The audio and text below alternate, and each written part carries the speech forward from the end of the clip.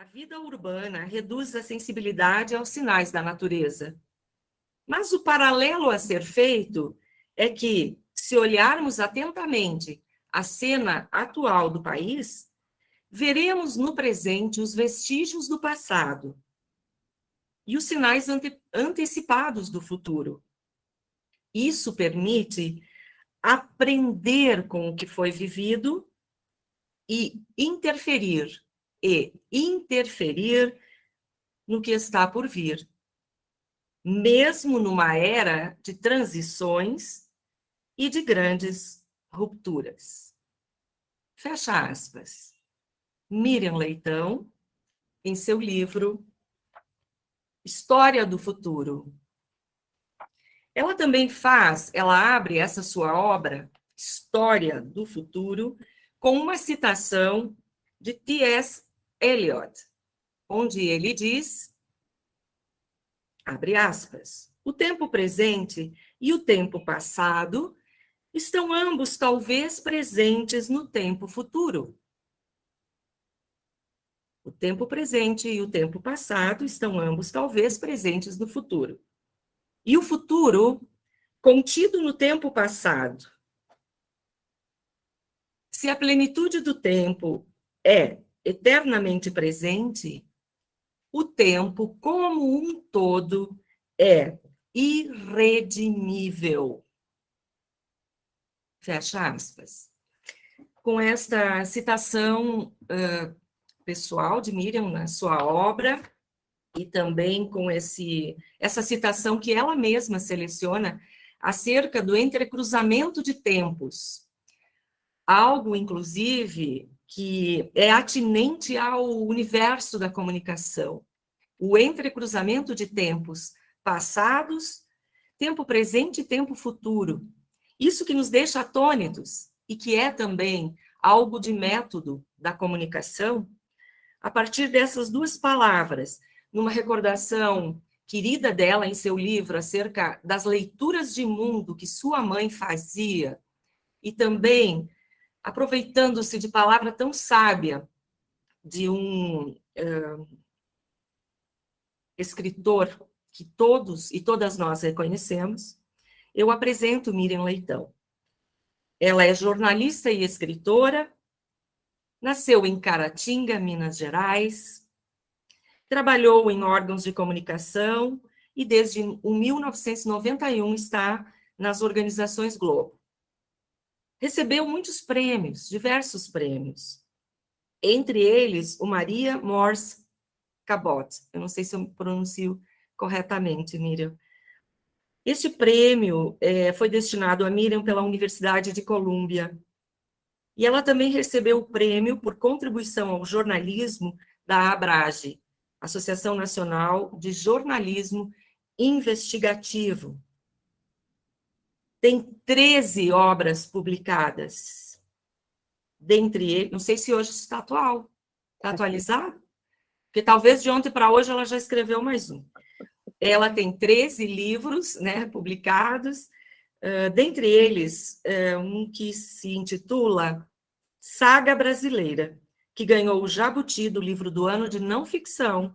Isso foi em 2012. E ela recebeu esse prêmio da Câmara Brasileira do Livro no ano já citado, 2012. E ela acaba de lançar Democracia na Armadilha. É com essa querida que nós passamos a conversar agora. Bom dia, pastora Mara, bom dia a todas as pessoas presentes nesse espaço virtual. Quero, antes de tudo, agradecer o convite da Igreja Luterana, a Igreja Luterana de Belo Horizonte, que é uma comunidade que eu tenho muito, muito, muito carinho.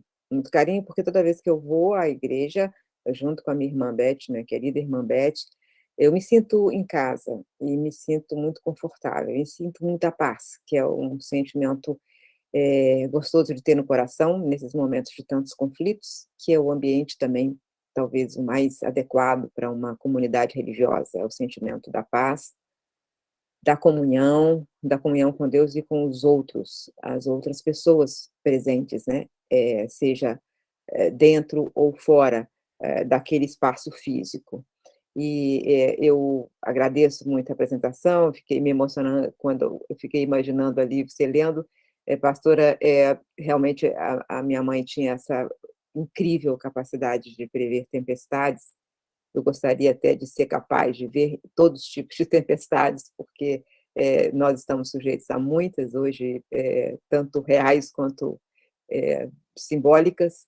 E é, eu sou filha de um pastor presbiteriano, Uriel de Almeida Leitão, que teve uma história muito importante dentro da igreja, como servo, como grande pregador, como eh, uma pessoa muito dos que representava em si, no seu cotidiano, os valores e os princípios cristãos de maneira muito forte. E assim nós fomos educados, a Beth, que está aqui, Beth Leitão e eu, e nossos 10 irmãos, ao todo somos 12, éramos 12, né? Perdemos 2, mas hoje eu não estou vinculada a nenhuma igreja especificamente, a nenhuma comunidade, trago comigo todos esses valores, então eu me sinto e sou cristã, e esses valores são parte da minha existência, na verdade. Então, mesmo não frequentando nenhuma igreja, eu me sinto parte dessa grande comunidade, e dessa grande comunidade no sentido amplo, né, da palavra cristã, e especificamente dessa comunidade que, a partir de 1517, se forma em torno sob a liderança de Lutero e outros reformadores.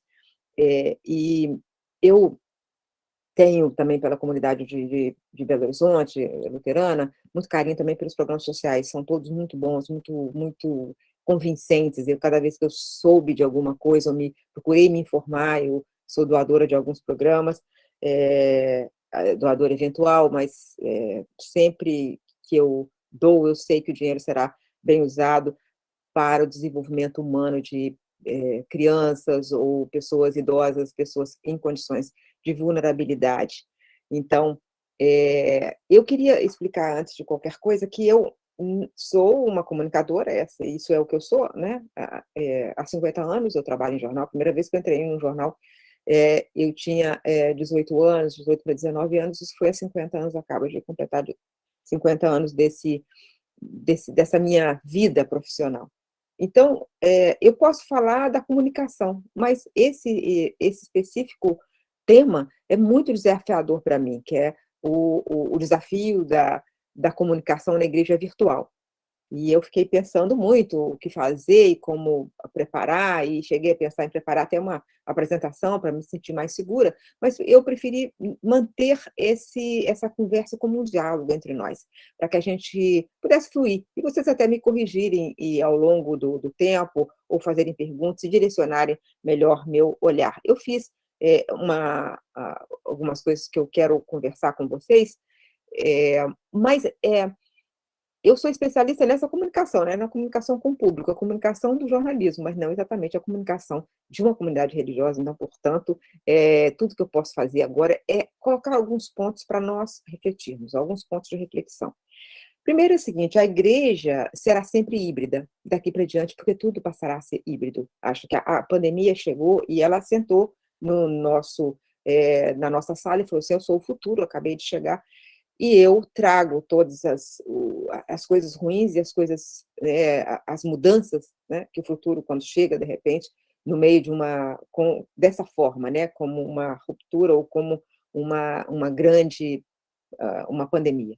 Então, e por que nesse livro História do Futuro, eu falo, por exemplo, olha, a gente vai caminhar cada vez mais para as comunicações virtuais, mas eu estava imaginando alguma coisa um pouco menos drástica, e de repente nós todos tivemos que ser informados que ficaríamos em casa e que teríamos que fazer o mesmo que nós fazíamos de maneira diferente. Então, as igrejas foram desafiadas, e a igreja, muitas responderam muito bem, criando mantendo o espaço da comunhão, levando para o mundo digital, né? Levando para o mundo digital. Então, agora que a gente tem tido mais eventos presenciais, ainda não acabamos a pandemia, mas a gente tem, ao mesmo, em qualquer trabalho, em qualquer, eh, em qualquer exercício, hoje, né, de atividade humana, o virtual se impõe como um complemento.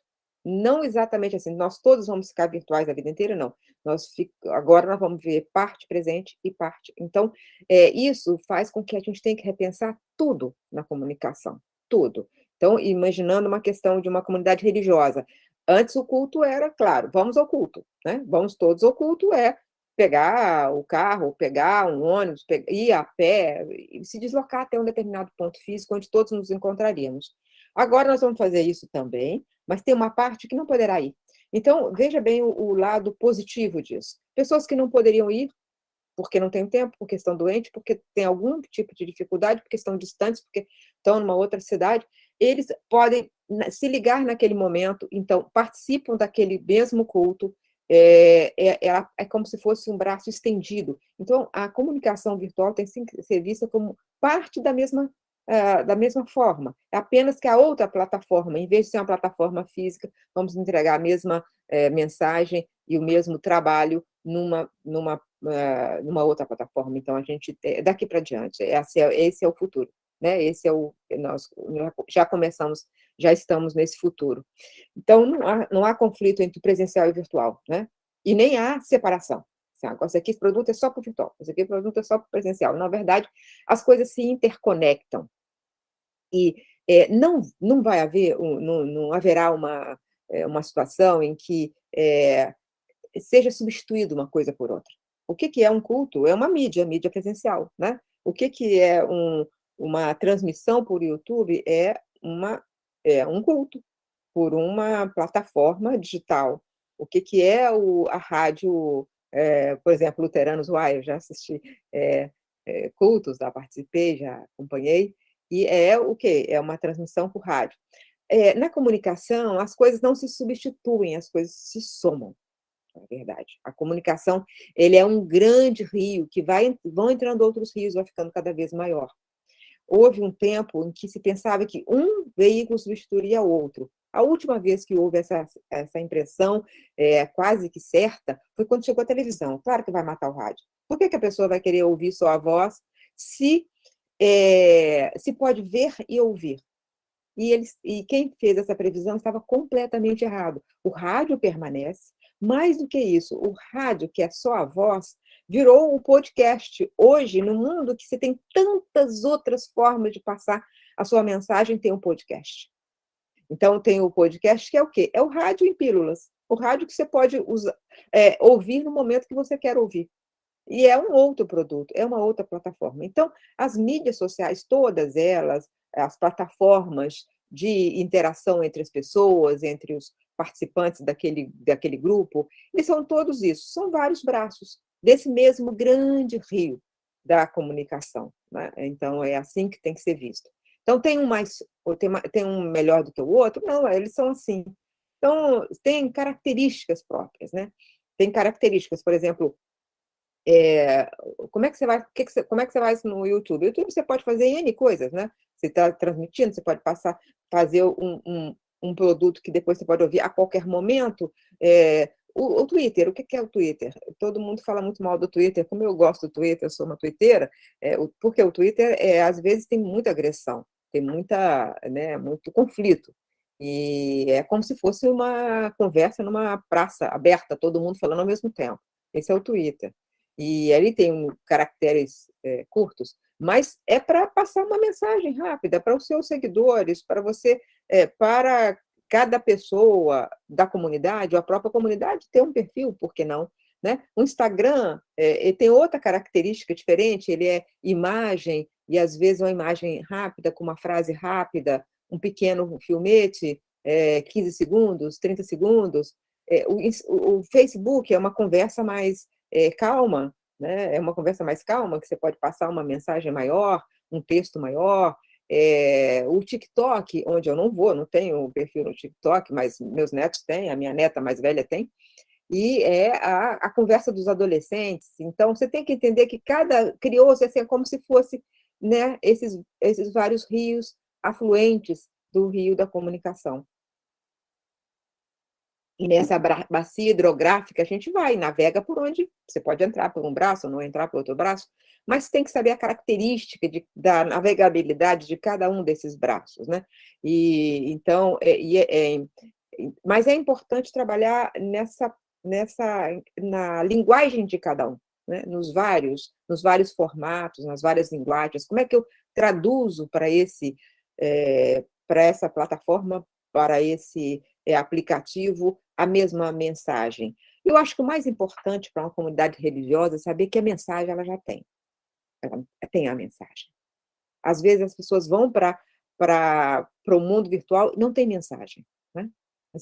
Isso está claro. Uma comunidade religiosa de boas raízes e de bom debate e de bom entendimento da doutrina saberá que tem a mensagem, que não pode se afastar dela. Então, aprender a usar essas várias mídias para fazer o quê? Alavancar a sua própria mensagem, para ampliar.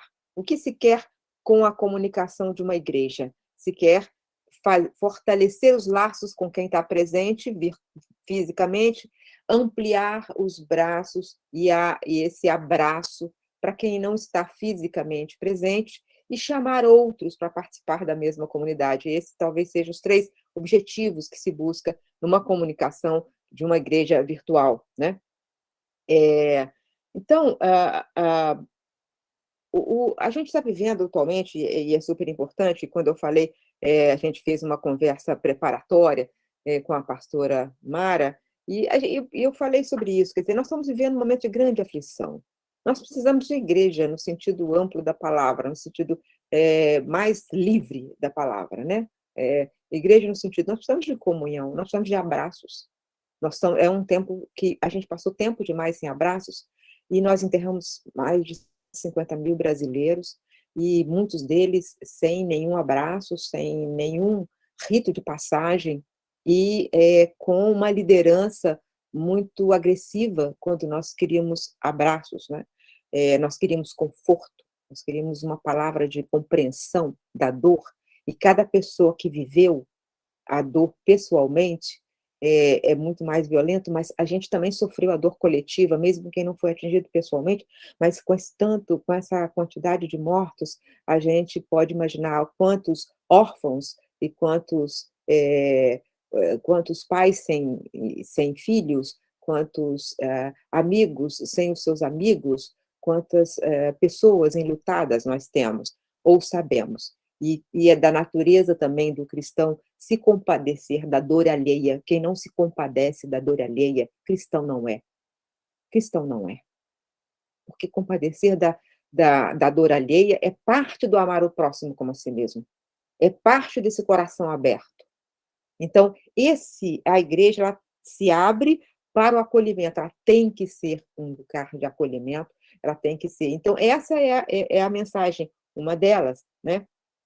E eu acho que é importante que teve alguns grupos evangélicos, hoje a igreja evangélica como um todo, ela está colocada na mídia, em todas as mídias, de uma forma muito conflituosa, como parte do conflito político, envolvido em questões que são questões muito difíceis de lidar, como suspeitas de corrupção, coisas desse tipo. Mas é preciso sempre resguardar todo o trigo que temos. E temos muito trigo. Então, isso é importante, que o trigo se faça trigo, que seja trigo, e que isso esteja na comunicação do trigo. Porque não é função da igreja entrar num conflito tão direto que é natural, né, no espaço político, que haja correntes, que as correntes se digradiem, que haja uma proposta que nos aquece mais o coração, outra proposta que confirma mais o outro, mas eu acho que é importante que a gente entenda que certos comportamentos não são aceitáveis, principalmente para um cristão, né? Além desse acolhimento, né, a igreja tem que ter o fortalecimento da fé e o amor ao próximo, é isso que eu acho que faz parte do núcleo central da mensagem que a igreja vai levar. E confirmar, assim, que mensagem eu quero levar, e eu disse numa parte aqui que eu acho, estou convencida que a igreja tem, a mensagem, né, ela precisa, apurar a mensagem, tirar o joio da mensagem, saber o que que é exatamente, profundamente, o que vai levar, e aí caminhar pelas várias, plataformas. Tem alguns comportamentos, e eu não sou eu sou, até pela natureza de ter que viver na comunicação e ter que navegar por todos os rios da comunicação, eu não tenho, eh eu não tenho nenhuma predisposição contra a comunicação virtual, mas eu sei também que, como tudo na vida, há 2 lados, então tem um lado da propagação e da amplificação da má mensagem, da mensagem ruim, da mensagem, deletéria, dos caminhos do ódio, dos grupos de ódio, dos ataques. Então eu já fui muitas vezes vítima de ataques de grupos de ódio, então eu sei como é que eles operam, como é que eles atingem e como é que é ruim isso. Então, ruim para quem é atacado, ruim para o que se dissemina de ambiente de ódio, e o ódio não há de ser cristão, né, não há de ser cristão. Quando você ataca alguém, ataca porque acha que aquilo vai feri-lo, sinto muito, mas não foi isso que eu aprendi nas escolas dominicais da minha vida, onde eu formei meu conjunto de princípios e valores. Um cristão não divulga fake news. Isso é importante a gente saber. E o fake news se propaga muito nessas mídias. E quando eu falo, como é que eu vou saber que é fake news? Até tem formas de você se informar. Antes de passar adiante uma informação, verifique, veja. Há técnicas que existem, e hoje nós estamos, no jornalismo, foram desenvolvidos grupos, grupos mesmo de agências que checam informação, né? Então, eu já fui vítima de fake news. Ela fez isso.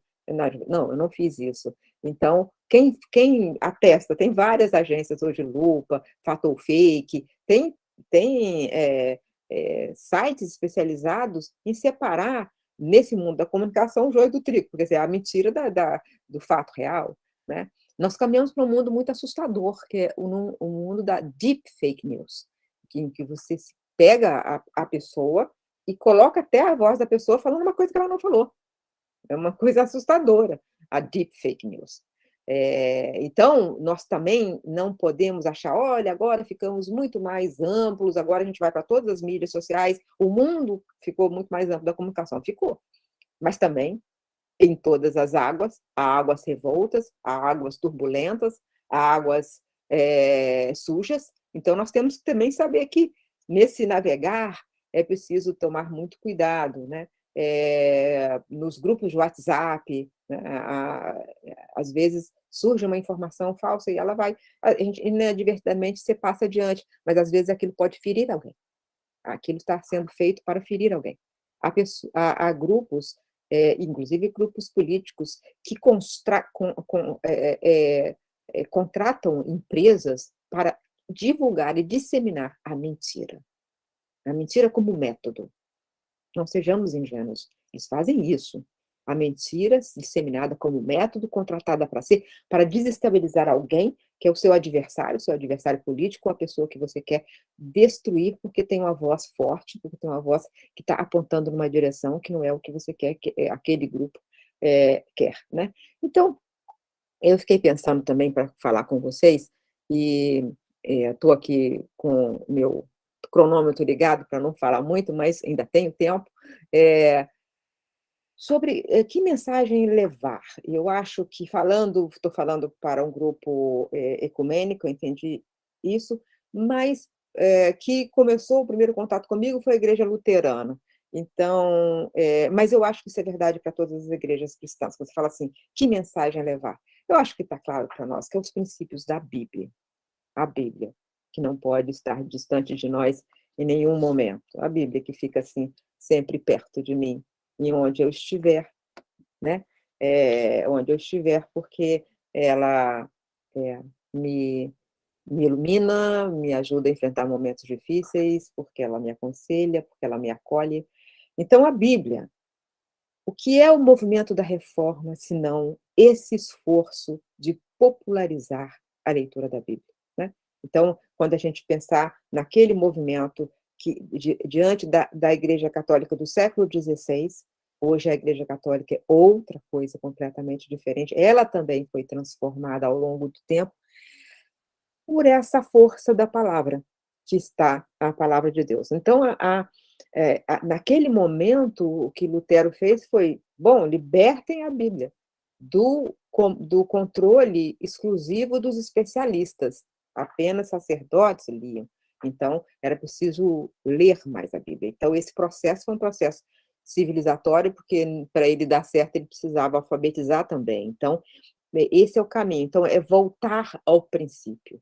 Voltar ao princípio. Não estou dizendo que ninguém se afastou, mas é fortalecer essa ideia de que a Bíblia concentra as virtudes e as ideias e a mensagem. Esse é o núcleo da mensagem que se quer passar. Pode parecer óbvio, mas nem sempre é assim. Às vezes não se pensa. Eu queria até falar uma coisa que eu, conversando com a Beth, numa outra conversa preparatória dessa,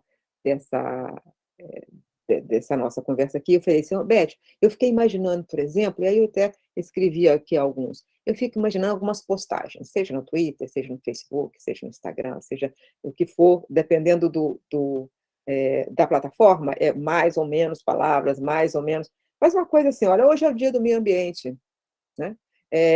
Olha esse versículo da Bíblia. Aí bota, por exemplo, tem vários, né? Sobre meio ambiente.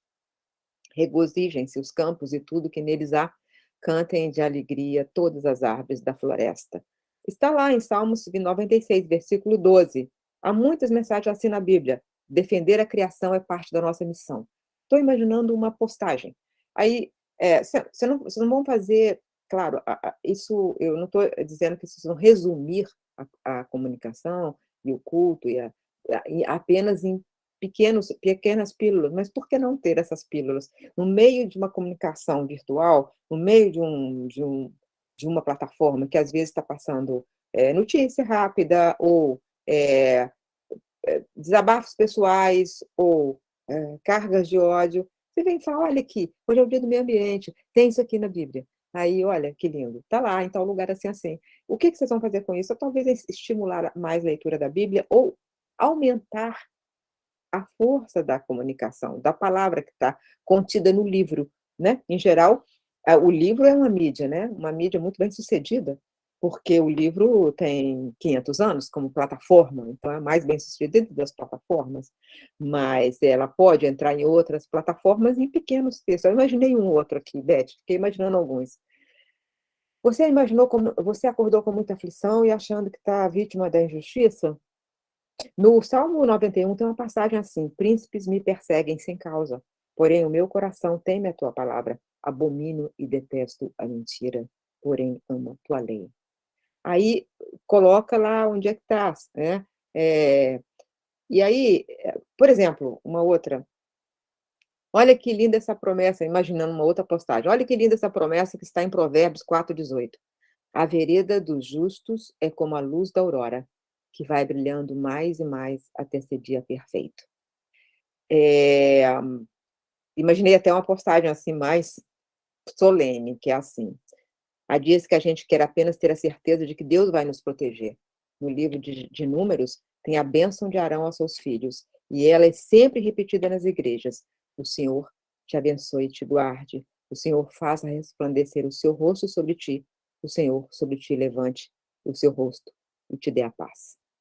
Às vezes a pessoa precisa dessa bênção, precisa de se sentir em paz. O que eu estou falando aqui é: tem o culto, tem o sermão, tem a palavra curta que pode ser apresentada, e eu inventei essas postagens, porque pode ser, o que eu quis falar aqui pode ser uma linguagem simples, desde que o principal, o que está entre aspas, seja exatamente o que está na Bíblia, né, não sem nenhuma distorção. Então eu falo: olha aqui que bonito isso aqui, né, olha que poético.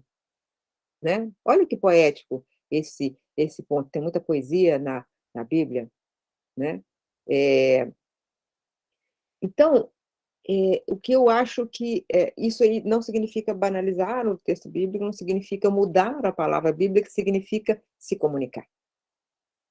Se comunicar é parte do trabalho, de qualquer área, mas principalmente de uma igreja que leva a sua que quer amplificar a sua mensagem. Vocês os luteranos têm umas senhas diárias, meditações diárias, né, isso vai para o WhatsApp, isso vai para tem o livrinho das senhas, que a Beth sempre me dá todo ano de presente de Natal, e tem nesse formato livreto. É ótimo, é outra mídia. O que eu quero dizer para vocês é que nada se substitui, tudo se soma. É isso que eu acho mais importante passar para vocês, nessa nossa conversa. Então, qual é o desafio da comunicação na igreja virtual? Bom, não sei, vocês vão descobrindo a cada momento, porque todos nós, comunicadores, descobrimos tudo a cada momento, a gente não sabe nada. Não há nada que a gente possa estabelecer como regras, será sempre assim, porque tudo pode mudar, tudo pode ser revisto. A gente aprende a viver com o inesperado, a gente aprende a viver com o incerto. É assim que a natureza do trabalho jornalístico, né?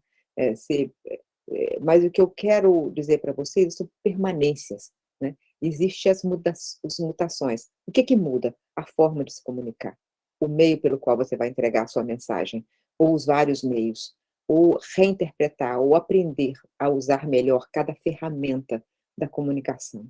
E o que é imutável? Imutável é a mensagem que vocês têm a entregar como comunidade cristã. Vocês têm a entregar essa mensagem, e isso não muda. Então, a igreja virtual sempre será isso, o braço estendido da igreja física. É o braço estendido, os vários braços estendidos dessa igreja física.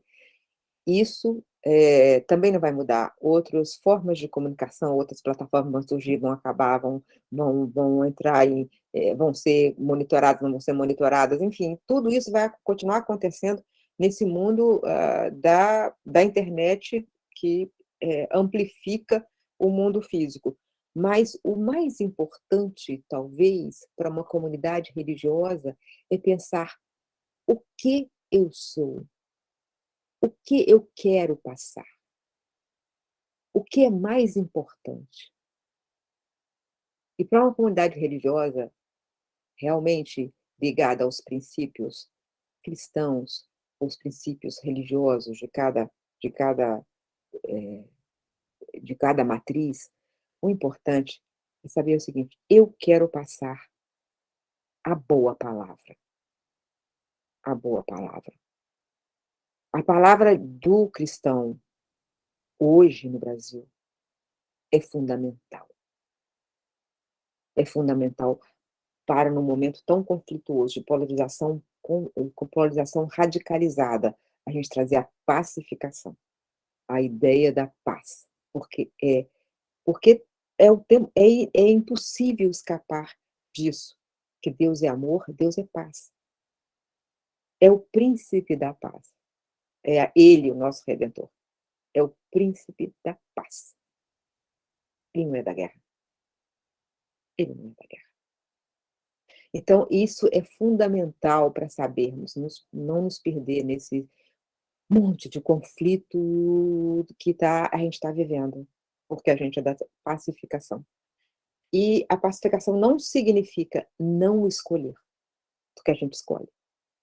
A gente escolhe o quê? O amor entre pessoas, a aceitação das diferenças é parte fundamental. A aceitação das diferenças, porque é outro princípio inarredável do cristianismo, porque se somos todos filhos de Deus, se fomos todos remidos pelo mesmo Filho de Deus, somos todos irmãos entre nós, não há diferença. Então, o preconceito, ele é absolutamente anticristão. O preconceito é, é absolutamente anticristão. Então, é assim que a gente. É importante esses princípios e valores na nossa comunicação. Né? E para a gente se definir em determinados momentos que você vai tomar posição. Vai tomar uma posição, né. A a a a ideia de uma escolha que não seja imposta, mas que seja decidida pela comunidade, que é o princípio da democracia, é cristão. O princípio da democracia é cristão, porque a ideia da escolha as decisões, pela comunidade. Isso não significa não ter uma liderança, mas significa que é preciso ouvir, né. Então Jesus Cristo: "Quem é que tem algum alimento aí?".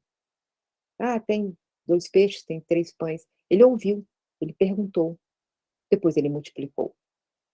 Então, eu acho que, certas, afirmações de líderes religiosos hoje me parecem completamente estrangeiros à palavra, como eu aprendi, como eu acho que eu tenho entendido nessa minha leitura da Bíblia, constante ao longo do tempo.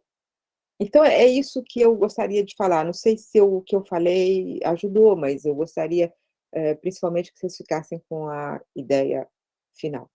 Vocês têm a mensagem está escrita, ela veio trazida pelo tempo até nós, pelos apóstolos, pelos profetas, veio sendo trazida, ela precisa ser lida e entendida, foi isso que fez com que essa comunidade, essa parte da comunidade cristã se organizasse a partir de 1517, 31 de outubro.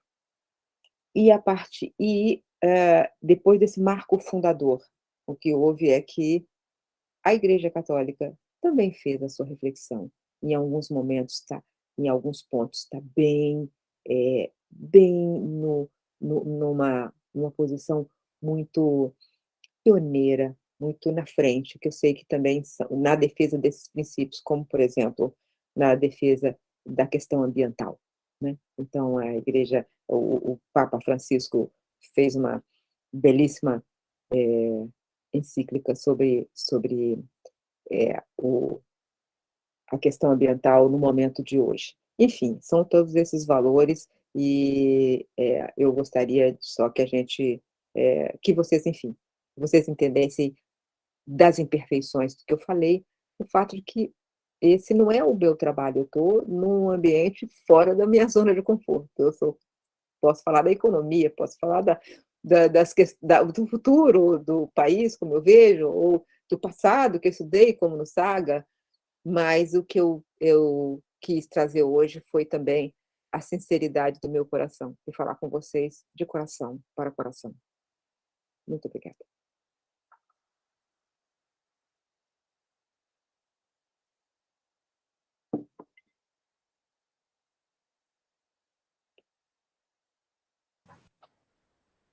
Ok.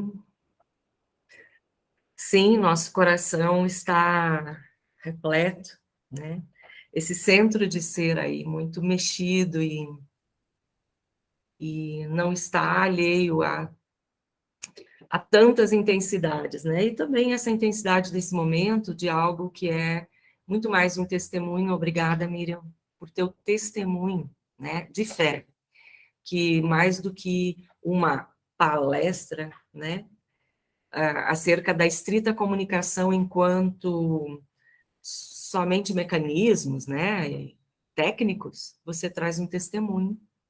Pessoalmente, muito obrigada, e também seguimos então a conversa. Nós temos um bom tempo, houve algumas manifestações no chat, por exemplo, eu quero citar a conversa, ou a informação, na verdade, do Giovanni, né? Giovanni, muito atento a toda a tua fala, ele cita que há o coletivo Bereia, é assim que pronuncia, Giovanni? É Bereia. Bereia, isso, eu já tinha ouvido, estava em dúvida agora. Então, há um grupo focado em checagem de notícias. Obrigada por lembrar isso. Checagem de notícias relacionadas ao mundo religioso. Então, é muito importante essa informação que tu trazes. A Miriam depois só deu um bom dia. Nelson também coloca como um princípio, né? Um princípio da mensagem cristã na igreja virtual, o respeito. Nelson menciona isso também como um valor cristão. E também Nelson, logo a seguir, diz: no começo, quando foi citado o tempo passado faz parte do nosso repertório geral, que contribui para a nossa formação. Não temos como apagá-lo. A fake news moderna, é a antiga fofoca, de uma forma ainda mais perigosa. Então, o alerta, né, da questão exatamente. Miriam agradece, diz que a tua palavra, Miriam, é uma palavra muito boa e orientadora em tempos de desconforto. Então, até aqui nós viemos no chat e estão abertas as interações. Começamos, então, professor Lauri, colega teólogo e pastor também, está aí para dialogar. Lauri, está contigo. Muito bom dia, Miriam. Bom dia, colegas. Primeiro, eu queria agradecer por sua generosidade. Quando eu recebi aí a informação dessa live, eu que tenho a companhia da sua voz quase que cotidianamente, de manhã cedo e depois do almoço, fazendo as análises econômicas na CBN, quando eu recebi essa comunicação da live com Miriam Leitão, a minha reação foi assim: como? Não, deve ter um engano aí, né? Então, muito obrigado por sua generosidade. Eu queria engatar numa afirmação sua. A palavra do cristão é fundamental nesses dias que nós vivemos. E eu concordo com ela, e concordo pelo seguinte: me parece que a religião, a fé, de alguma forma, ela é um dado fundamental da cultura brasileira, queiramos ou não. Ela pauta a vida cotidiana diuturnamente. Eu costumo usar uma metáfora, com todas as suas limitações, mas me parece que a gente tem na cultura popular brasileira dois grandes consensos. Um é o esporte e o futebol, principalmente o futebol. Nós somos aí 220 milhões de técnicos de futebol e assim por diante. O futebol, ele tem um verdadeiro, entre aspas, exército de especialistas comentando futebol o tempo todo e assim por diante. A religião, ela está relegada ao mundo privado, ela está, digamos, ela é pouco pautada pela grande mídia. E às vezes, até vou usar um termo forte assim, mas eu já disse isso uma vez assim, que a grande mídia no Brasil, ela se caracteriza por um analfabetismo religioso. Vou só usar um exemplo bem prático e pequeno. Nós temos a Marcha para Jesus, que é um fenômeno recente no campo evangélico, mas ela é uma resposta a um outro evento, que são as procissões de Corpus Christi. É uma reação de conflito. Então, o campo religioso no Brasil hoje, ele é um campo de conflito aberto. Ele se dava no campo cotidiano, nas igrejas, mas hoje ele tem potentes meios de comunicação. Se eu ouço o que se diz pelas rádios aí pelo interior afora, ou em alguns canais de televisão, e como se usa e se manipula a religião, é um negócio estarrecedor. E a gente, numa comunidade de fé pequenininha, aí meio que se sente impotente diante disso. Agora, me parece que a grande mídia ela não pauta esses problemas. Ela não explica para o público em geral o que é uma procissão de Corpus Christi. Eu não estou dizendo fazer proselitismo religioso, mas é informação cultural. Então, o que é uma procissão de Corpus Christi? Do que ela se diferencia de uma marcha para Jesus, que no fim vira um político? Eu queria ouvir a sua opinião a respeito. Eu olho para isso e eu me sinto um tanto quanto, digamos assim, impotente diante desse dado.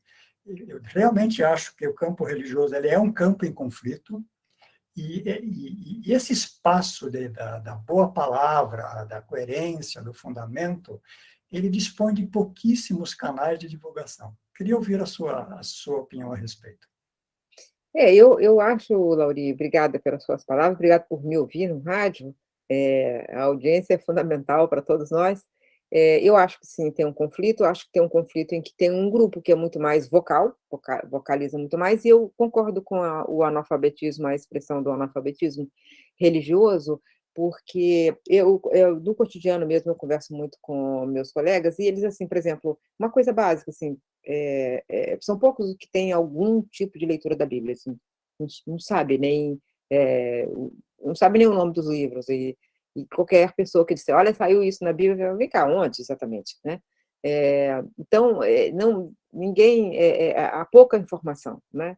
Eu lembro de um debate o último debate que o então candidato Jair Bolsonaro participou, junto com a candidata Marina Silva, e de repente ele fala assim, eh, antes de terminar, ele fala assim: "Você tem que ler o livro de Paulo". Aí eu olhei para meus colegas e falei assim: "Qual será que ele está falando?" E aí, eu falei assim: "Qual o quê? Qual o livro de Paulo?" Aí um falou assim: "O livro de Paulo", assim, não tem um livro chamado Paulo, tem vários livros de Paulo. Então, assim, é um pouco é isso aí, esse diálogo que eu tive com colegas, assim, porque eu falo: "Gente", sempre tem um: "Olha, realmente, isso é uma falha minha, eu nunca li", eu ouço muito isso.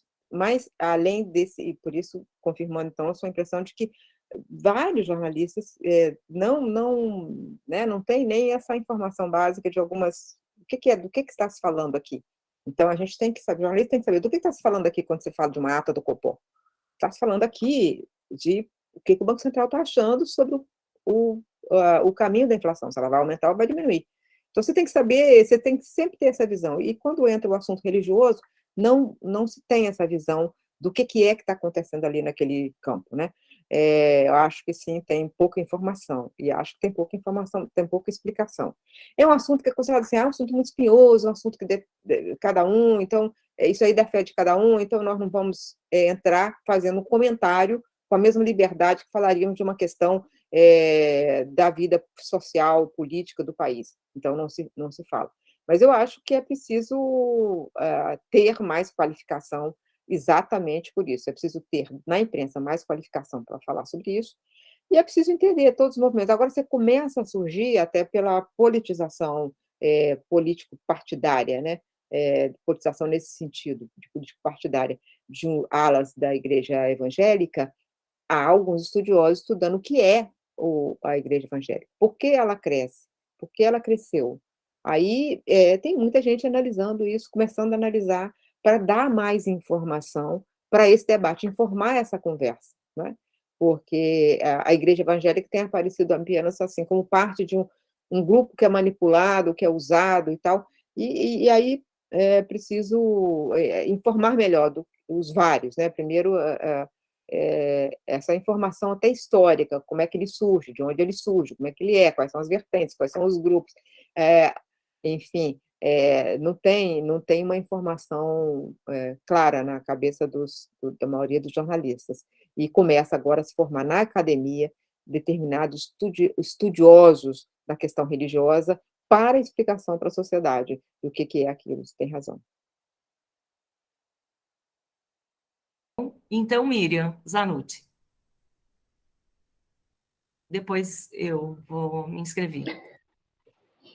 Bom dia, queridos. Bom dia, nossa jornalista Miriam Leitão. Foi muito bom ouvi-la. Conforta também, né? Porque você que está num ambiente de muitas pessoas, de pessoas também que se comunicam e se comunicam com muitos. Então é bom porque repassa, né? Essa espécie de corrente, de vozes que vão ecoando, e a gente está precisando tanto disso, né? Já há algum tempo precisávamos, e agora é assim, tipo, a placa bem alta, né? O atalaia mesmo. Estamos precisando de mais vozes. Então está sendo para mim também uma honra ouvi-la, estar aqui participando.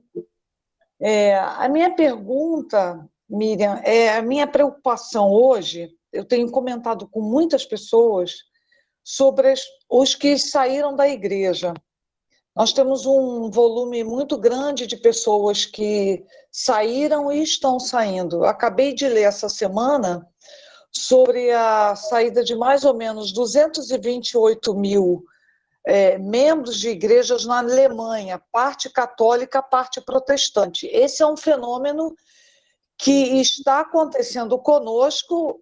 Houve o fenômeno das entradas, né? Eu me converti em 1987, eu tinha 19 anos, e havia aquele fenômeno de entrada, mas a gente sentia uma conversão assim, não posso dizer que nenhuma é genuína, mas uma massa muito, assim, com vontade mesmo de conhecer a palavra, de estar na igreja, participar dos cultos, porque sentíamos-nos todos envolvidos, acolhidos, assim, no mesmo espírito, ainda que tivesse problemas.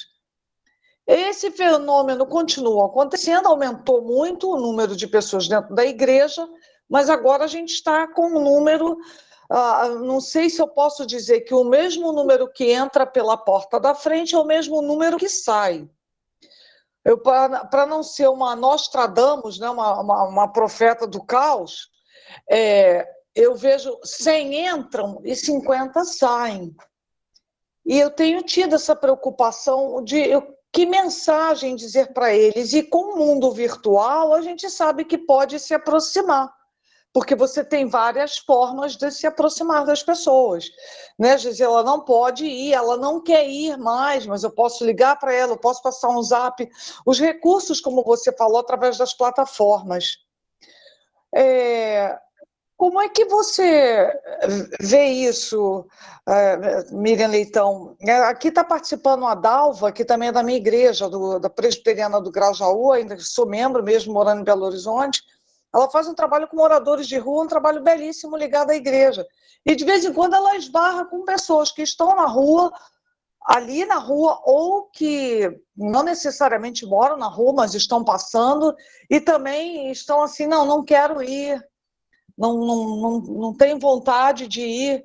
Quer dizer, mesmo às vezes a pessoa fazendo um trabalho em que os demais observam, que é o que você colocou, a mensagem cristã de forma prática, não só falada, que também falada é importantíssima, mas ali de forma prática.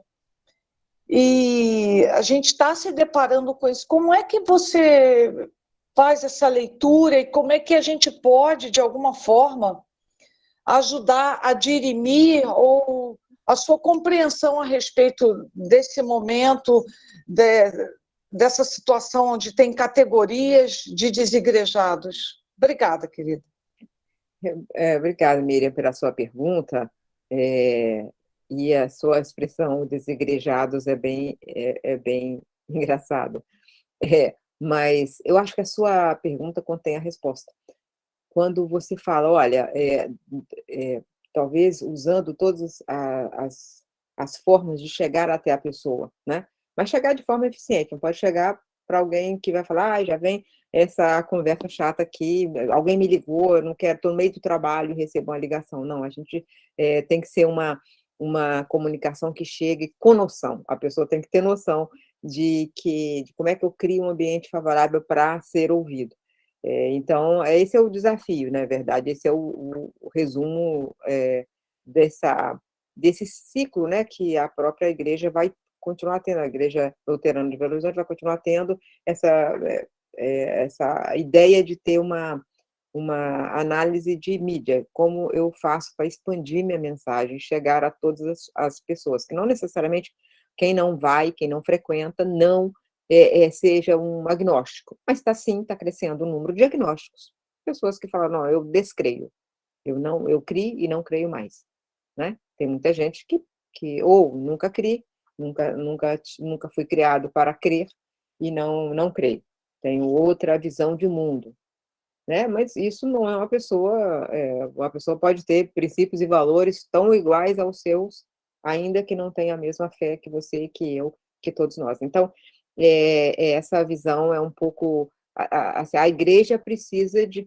pessoas dentro da comunidade, até para seus próprios trabalhos, como essa pessoa que você falou, a Dalva, da Igreja Luterana de Grajaú, e que faz um trabalho importante com pessoas de rua. Então, ela mesmo precisa, todos nós precisamos, né?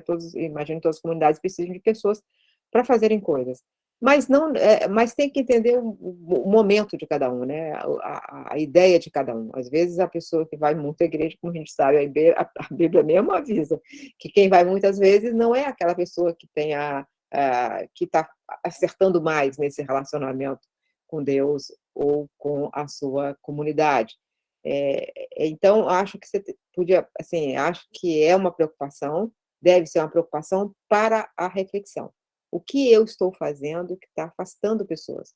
O que eu, como comunidade, estou fazendo que não está atraindo mais a Miriam Zanucci, de 19 anos? Ela entrou aos 19 anos.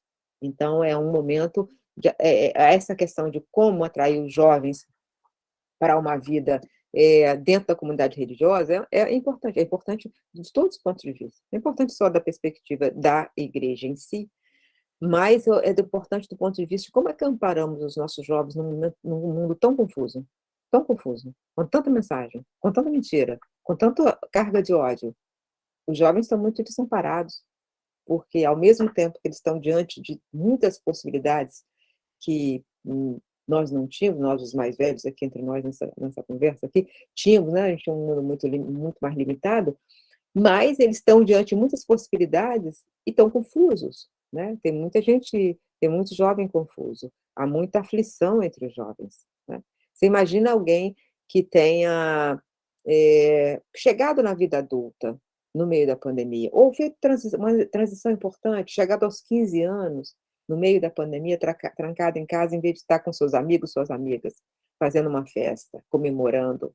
O adolescente, ele é gregário, ao mesmo tempo, ele tá muito aflito, porque está passando por transições que nem ele entende. Então, como é que faz trancado dentro de casa, né? Ou, enfim, por tudo isso, não para apenas aumentar o número de pessoas, mas para aumentar a eficiência da mensagem e da ideia de uma comunidade cristã, que é amparar, confortar, acolher e expandir os mesmos valores, é importante que se veja dessa forma. Não necessariamente para que a pessoa passe a ser um frequentador assíduo, mas que a pessoa seja alcançada por aquele acolhimento, né?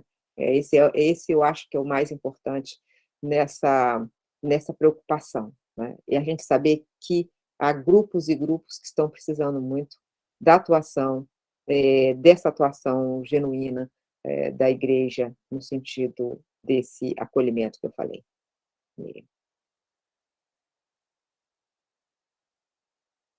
Ok, eu havia pedido a palavra, também depois, na sequência, teremos o Éder Belling, pastor Éder, o Felipe, e aí tem mais uma pessoa que pode se preparando. Miriam, a gente aprendeu, desde muito pequenininha, na igreja de confissão luterana, tinha uma cançãozinha que a gente cantava, inclusive fazíamos gestos. E nessa canção, a letra dessa canção é a seguinte: convém que Cristo cresça, e que diminua eu. E que diminua eu. E a gente cantava muito isso, a gente fazia o gesto, Jesus crescia, então as crianças adoram essa canção. Eu quero partir dela para dizer o seguinte, dessa canção, para te dizer o seguinte: tem dois aspectos que a gente tem se debatido na questão da comunicação na igreja. Uma delas é a demanda que se faz necessária em comunicação da constituição de uma persona de referência, que seja a cara daquela comunidade, daquela congregação, daquele espaço, né? Como ter numa comunidade de fé, que essa é uma coisa importante, você mesma sabe disso, você se constituiu enquanto comunicadora, e a tua solidez, tanto para ser respeitada, acolhida, quanto também combatida, porque é o que você falou antes, a voz forte é combatida, né? E tanto maior é o grau de violência, muitas vezes, né? Ela é proporcional ao que essa voz propaga, né? Por isso também as mulheres e o Ministério das Mulheres têm sido combatido pelas igrejas, porque é uma voz potente. e que está trazendo diferença, e que está desestruturando. Então, por isso, tanto combate. Então, eu vejo que é sempre proporcional, né? Por que a gente vai precisar combater o que não faz diferença? O que é incipiente, o que é frágil? Não vamos combater o que é forte. Mas, voltando à minha questão, na comunicação, é muito importante uma cara, né? Então, veja o quanto é sui generis pensar a comunicação na igreja, quando você mesma diz, democracia é cristã, a comunidade são muitas faces. E eu, como pastora, eu tenho que exatamente trabalhar como serva para que Cristo cresça e diminua eu, assim como todas as pessoas na comunidade, porque isso é eminentemente cristão. Ali eu vou me colocar a serviço e é ali que eu faço diferença, e esse é o elemento fundamental da comunicação, da boa palavra da igreja. Ela não é egoísta, ela não é hedonista, a palavra da igreja não é narcisista. Tudo isso não é cristão. Porém, no mundo da comunicação, nós vemos o quanto é importante ter essa referência, né? Pessoas de referência. E eu vejo que tem alguns caminhos perigosos na igreja quando pessoas se sobressaem e crescem e Cristo diminui. E essa é uma questão na comunicação, né, recorrente. As pessoas se apegam e aí nós estamos necessitando, com muita gravidade, de um grande processo, novamente, de desmitologização. E construir uma cara plural. Esse é um desafio da comunicação na igreja, porque nós somos pluralidade. A comunidade é plural, são muitas faces. Não é a face da pastora Amara fazendo comunicação. Então, veja, é de uma tal complexidade que eu acho que ainda nós estamos por estudar todos esses capítulos. Né, a gente está aí tateando, na verdade, buscando caminhos. E a outra questão é, então, como esta persona da igreja, que é Cristo Jesus, como é desenhado? Porque a partir da Bíblia, nós podemos também criar, constituir um Cristo Jesus com também muitas faces. A Bíblia é polissêmica. E eu entendo quando você diz, olha, aqui está o livro. O livro enquanto base, porém, o livro é polissêmico e complexo. Então, eu tenho que até mesmo conseguir comunicar esta complexidade. Porque não é um bloco monolítico a Bíblia. A Bíblia também tem contradições. E a minha preocupação é quando nós temos que contrapor fundamentalismos, ortodoxos, inclusive. Quer dizer, ortodoxia é um valor, né, William? É algo importante.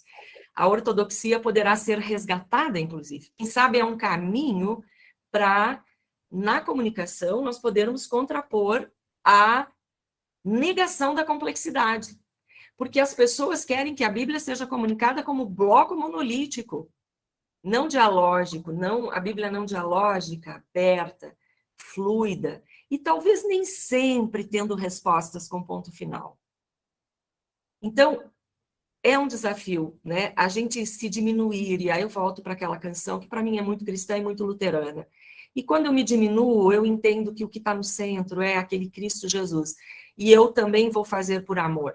A minha resposta vai ser a do amor, ao do acolhimento, né? Não dos critérios, não das escolhas, de quem é salvo, quem não é, quem é melhor, quem é pior, né?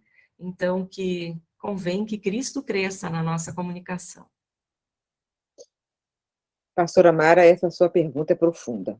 Profunda e muito difícil de responder. Acho que é um ponto que parte, como vocês estão iniciando o processo de reflexão sobre isso, esse é um ponto central. Não pode ser personalista, mas na comunicação você precisa ter um rosto, uma cara. E então, como é que eu vou fazer? Né? Então, eu acho que o caminho, primeiro, é que as lideranças sempre falaram, quer dizer, os pastores têm um papel de destaque. Na sua comunidade, a pastora Amara vai na frente e tem a entrega de uma palavra, de um ponto de reflexão daquela manhã, daquela tarde. Então, isso não significa que ela, ali, naquele momento, está crescendo para Jesus Cristo diminuir. Não, ela está trabalhando, carregando esse processo de crescimento de Jesus, ali, naquele momento. Então, eu acho que a compreensão da liderança religiosa de que ela não pode ser personalista, não é ela, né? Mas Jesus Cristo, através, né, é a presença de Jesus Cristo, a qual nós todos estamos submissos, né? Então, acho que isso é a compreensão, o caminho de não errar, construindo mitos, né? Mitos religiosos, personalismos excessivos que apaguem a figura de Jesus Cristo, é exatamente ter essa noção de que você é parte de um instrumento. A gente eu e a Beth fizemos recentemente uma releitura do livro do nosso pai, que é Testemunha de Fé, um homem comum a quem Deus ouviu e usou. Esse é o livro que ele escreveu e que a gente vai republicar agora, 30 anos depois, porque a Igreja Presbiteriana de Caratinga, na qual ele serviu durante mais de meio século, ela fez 100 anos no meio da pandemia, está com aniversário atrasado, mas vai esse ano comemorar, aos 101 anos, vai comemorar o centenário. E dos trabalhos será a republicação desse livro, que tem muitas lições lá, muitas lições sobre isso. E ele escolheu escrever histórias que ele viveu e viu e participou na terceira pessoa e não na primeira pessoa. E ele explica que ele usou a terceira pessoa porque ele não estava querendo falar assim, se eu falar muito de mim, eu vou ter que entrar nos conflitos que eu vivi, nas vezes que eu fui atacado, ofendido. E não é isso que eu quero. Eu quero contar o que ele fez, que eu fui testemunha. Por isso chama Testemunho de Fé, o livro. O que eu vi, que Deus fez e que eu fui testemunha. Então, essa é a ideia do livro, né? Eu, na verdade, quando eu li a primeira vez, me incomodou a terceira pessoa. E agora, eu relendo com coisa, eu entendi que era a terceira pessoa, porque a primeira pessoa é Deus, é Jesus Cristo, né? Então, é a trindade divina. Então, é por isso que isso está dentro. Você estava falando, eu estava pensando nisso. Não há resposta simples para essa pergunta, porque não é uma pergunta muito complexa, né? E é importante uma outra parte da sua reflexão, pastora, que é as contradições dentro da Bíblia, né? É preciso ser enfrentadas, porque assim o que me incomodou na entrada da juventude, que era uma leitura, eu sempre fui uma leitora muito disciplinada e educada da Bíblia, porque a gente foi educado para ler, e a gente leu junto com o nosso pai. Uma igreja, a casa era uma extensão da igreja, então havia cultos domésticos e reflexões e debates e muita conversa, e muita você vai ler hoje, você vai falar hoje, você que vai orar hoje. Então era um grupo que se educava, né? E a gente lia muita Bíblia, tinha intimidade com a Bíblia. Está em tal lugar. Não, não sabe nem achar. Isso aí obviamente, que isso aí está no Novo Testamento, não no Antigo. Então, assim, essas coisas, né, a gente aprendia com muita intimidade, repetiu todos os livros, a gente falava cantando e tal. E a gente, evidentemente, que eu naquela leitura, quando eu fui entrar na vida adulta, uma leitura mais crítica, eu falava, vem cá, mas isso aqui eu não concordo. Isso aqui eu não concordo, né? Então, o mais evidente é: vós, mulheres, sejam submissas aos vossos maridos. Eu, uma feminista, falei, não aceito. Eu não aceito isso.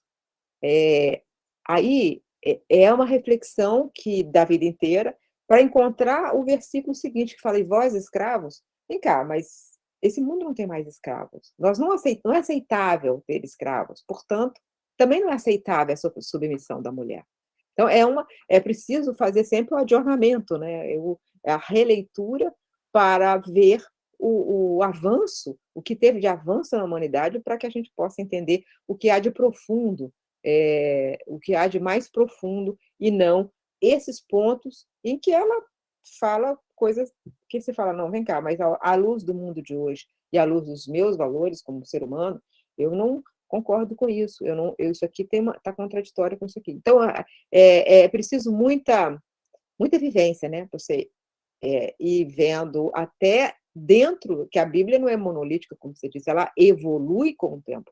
Valores vão sendo avançados, e o mais conhecido e citado é o olho por olho e da outra face, né? A gente sabe isso, quer dizer, isso é meio básico na nossa vida, que a própria Bíblia é um texto que evoluiu ao longo do tempo e foi entregando mensagens que pareciam contraditórias às vezes, mas, né, que tem um sentido. Se você tem intimidade, você vai compreendendo. Eu acho que não tem um momento que você fala, eu entendi tudo. Não entendeu? É por isso que uma vez eu escrevi um artigo no jornal Globo, publiquei no jornal Globo, falando que a Bíblia é um livro de leitura da vida inteira, né? Não é um livro que você lê e fala, acabou, já li, acabou, essa obra eu conheço. É um livro da vida inteira, então, portanto, nós vamos encontrando nossos recantos, nossas verdades, de repente, você relê e entende de uma outra forma aquele ponto, né? Mas o mais importante ali da sua proposta, eu não sei dizer. Acho que a gente tem que vocês têm que encontrar ao longo do tempo, mas é isso. Se partir do ponto que as várias faces humanas são diversificadas, e essa diversidade é fundamental, porque a humanidade é assim. A humanidade não é um homem branco, a humanidade não é nem uma mulher branca. A comunidade somos todos nós, brancos, negros, indígenas, todos nós juntos somos uma única. Então, a mensagem, o rosto nunca há de ser o rosto cristão um rosto só. Elas são muitos rostos que mostram as várias faces que temos, né? Que a humanidade tem. Pastora, não sei se eu respondi, mas a sua pergunta realmente é muito profunda. Sim, obrigada mesmo. Agora eu acho que é o Éder, na sequência Felipe e depois a Beth. Contudo, grupo, comunidade aqui reunida, né? Nós temos 5 minutos ainda, então eu acho que... E depois ainda há algumas mensagens no chat. Então, talvez a gente encerre nessas 3 palavras, né? E continuamos. O debate está assim, somente começando. Ou, aliás, continuando, né? Está aberto. Éder, depois Felipe, depois Beth.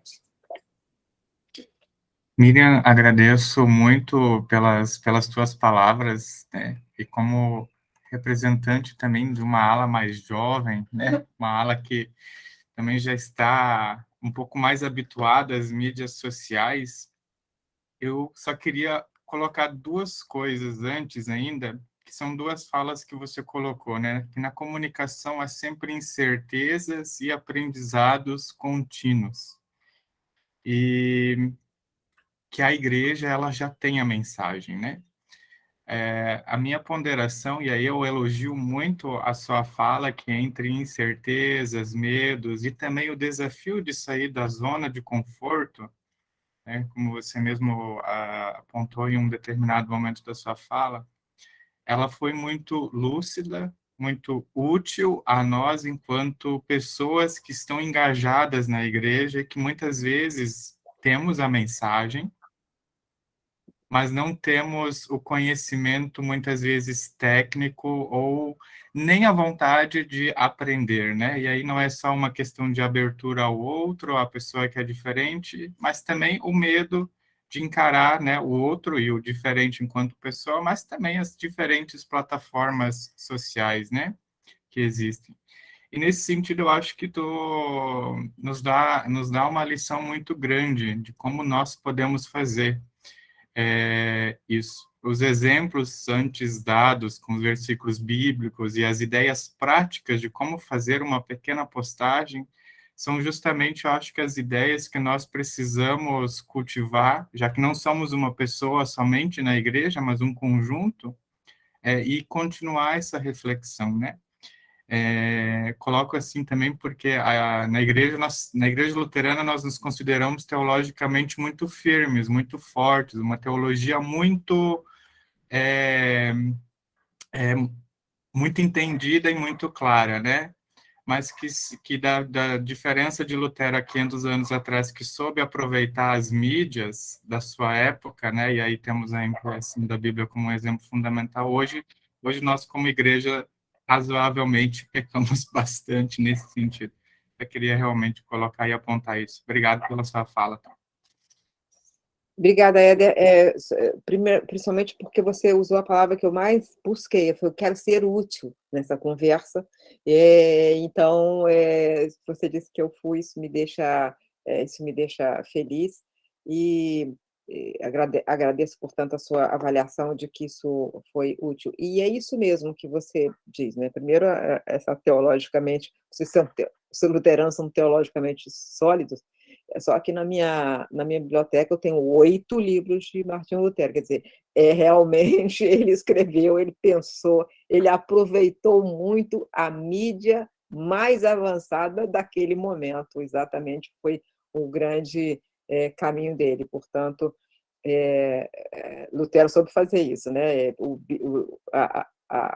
O livro surgindo, e ele falou, bom, é por aqui que eu vou, vai ser o livro, e vai ser o meu caminho. Então, isso é a resposta de que não ter medo das novas mídias, né? Não ter medo das novas mídias, tentar entender, e, ao mesmo tempo, saber que os erros, às vezes, são amplificados, também não ter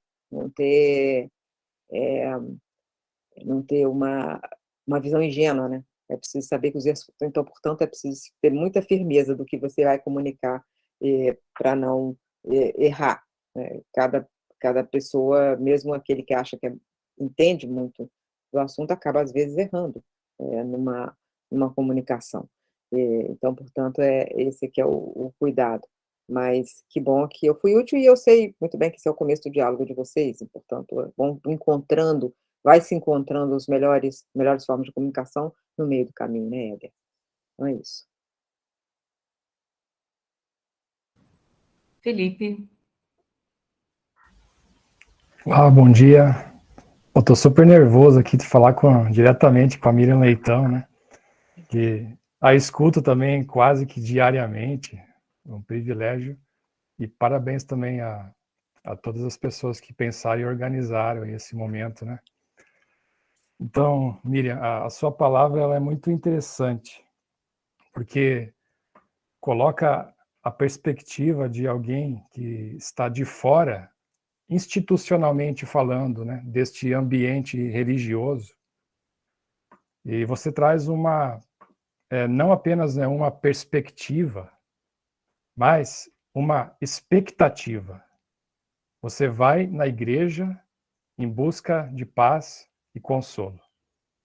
Você traz a expectativa, provavelmente, de outras milhares de pessoas. Por causa do quadro político, econômico, social que nós vivemos, as lideranças religiosas elas começam a se posicionar fortemente em púlpitos, nas mídias, utilizando a própria escritura para isso. Em um momento você falou que não é função da igreja entrar em conflito direto no espaço político. E a sua palavra, ela nos faz refletir, como você mesma colocou, o que a igreja quer comunicar. Às vezes, nós teremos que comunicar a face política, a face social da fé. Mas pelo que eu pude absorver aí, né, mais íntimo assim da tua fala, não é isso de fato que as pessoas estão a buscar quando vão à igreja. Então fica essa reflexão para mim, enquanto ministro religioso, né? E faço essa devolutiva assim, o que você acha disso, dessas temáticas quando elas entram, né, na igreja, através de posicionamentos em púlpitos, mas também nas mídias, por causa, né, de todo esse ambiente que vivemos atualmente, né? Eu não quero negar que não exista, pelo contrário, né, essa face política social da fé cristã. Sem dúvida, isso faz parte do meu dia a dia, né? Mas como é que essa questão que me chamou a atenção, a tua expectativa, pelo que eu entendi, não é para ir para um lugar e ter mais conflitos ainda, mas é para ter paz e consolo. Então, deixo aí para você comentar. Obrigado, viu? Felipe, esse é um momento muito difícil, né, da comunidade cristã de uma forma geral, exatamente por causa do uso que a religião a religião está sendo usada politicamente e e quem usa de forma mais radical, mais explícita, não necessariamente reflete os valores cristãos. Então, eu não posso dizer para você seja neutro. Eu não posso dizer para você seja neutro, Felipe, porque você vai dizer para sua comunidade que não pode ser assim. Né? Então, por isso, ao mesmo tempo, eu falei que o trigo tem que se defender como trigo. Tem que dizer, eu sou trigo. Né? Não, não, é assim, não é para... A separação tem que haver. Né? Não, porque quem vocaliza de forma muito personalista e criando os mitos todos, né, que a pastora estava dizendo, se transformando aquele superstar, aquele pastor superstar, e que fala, olha, tem que ser por aqui e tem que ser isso, né, está invadindo outras áreas, né, está invadindo a área da escolha do cidadão. Né, o pastor, o líder religioso, ele está ali para falar como líder religioso, mas ele não pode invadir e falar, olha, o seu voto, eu quero o seu voto para esse candidato. Então, tudo é feito de forma muito grosseira. Então, eu não vou dizer aos outros que não têm essa mesma atitude, que fique neutro, lave as mãos. Não, eu não posso lavar as mãos, porque a gente sabe quem lavou as mãos. Né? Então, sendo sincero, eu acho que é preciso passar a palavra, quando você fala, olha, eu quero conforto, eu quero consolo, mas eu quero que me lembre que quem está levando o conflito, quem está produzindo o aumento do conflito, quem está usando de forma distorcida a palavra de Deus. Né? Então, se até Jesus Cristo teve um momento de fúria quando ele viu a igreja sendo usada como um centro de comércio, um centro distorcido do que deveria ser, por que ficaríamos pacificamente, sem reação? Então, acho que não é simples, é que nada é simples nesse mundo da discussão religiosa e a política e o momento atual. Né? Nada é simples, tudo é muito cheio de sutilezas. Então, o líder de uma comunidade religiosa deve fazer o quê? Diante disso, nada? Né? Deve dizer, olha, esses são os valores. Esses são os valores. E por si só, ficará distinto, ficará a diferença entre quem está usando de forma distorcida o templo. Quem está usando. Muita gente tem usado o templo de forma distorcida. Isso significa que quem não está nesse mesmo grupo não vai se defender e não é porque não é uma defesa pessoal do líder religioso, é uma defesa dos valores e dos princípios e da mensagem. Essa tem que ser preservada, né? De forma não personalista, como disse a pastora Amara, mas tem que ter uma atitude, né? Então, o cristão, o que ele é a favor? Ele não é a favor da arma. Ele simplesmente não é a favor da arma, a distribuição de armas. Não é a favor. Da alimentação do ódio, dos grupos de ódio, da mentira sendo veiculada como método. Então, a gente não se posicionar, nesse caso, quando há um conflito ferindo a sociedade de forma grave e ameaçando valores como o da democracia e outros, é preciso se posicionar. É preciso saber por que eu estou aqui, qual é o sentido desse meu trabalho e de eu estar nessa posição. Então, eu não estou propondo a neutralidade, eu estou propondo a volta e o fortalecimento do que é mais fundamental na mensagem cristã. E isso, por si só, separará quem está querendo distorcer e quem está querendo que a comunidade religiosa seja, de fato, esse ponto de acolhimento e de paz. Bem, nós tivemos excelentes interações também no chat. Tem uma pergunta muito importante da Isabela Flores. A Isabela, que eu acho que, de certa forma, né, Isabela, nessa última resposta, a Miriam contemplou, mas ela também, ela pergunta muito concretamente se devemos reagir, né, a grupos odiosos. Acho que, de certa forma, você acabou de responder agora, né? É uma pergunta muito relevante, a da Isabela, né?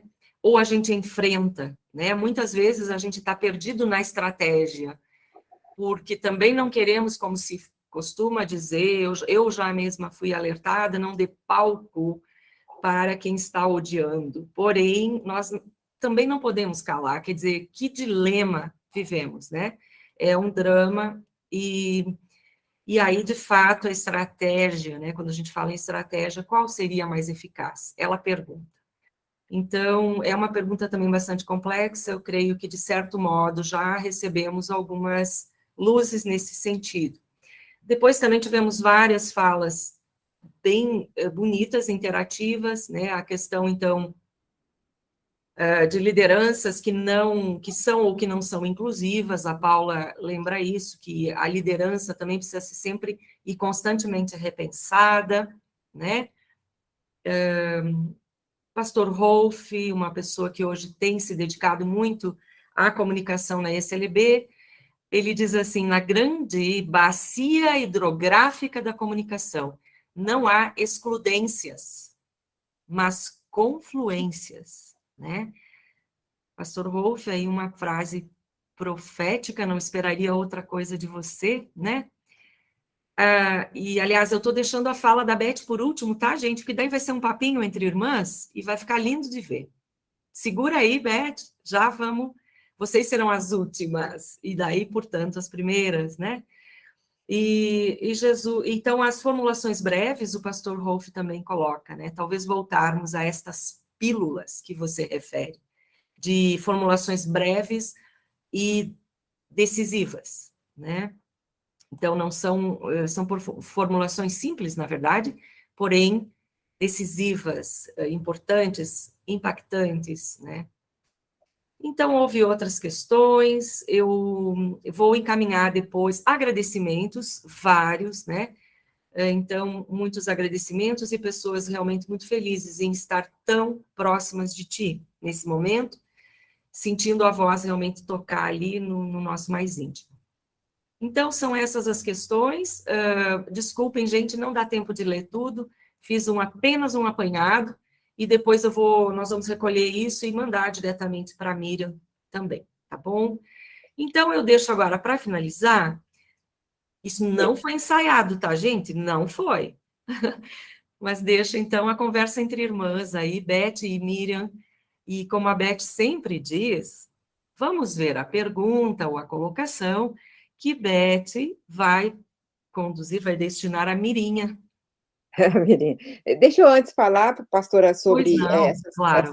respondendo essas coisas, essas questões que foram colocadas no chat. Primeiro, o pastor Rolf fez exatamente isso, a bacia hidrográfica não é excludente, ela tem que incluir, ela tem que buscar, né?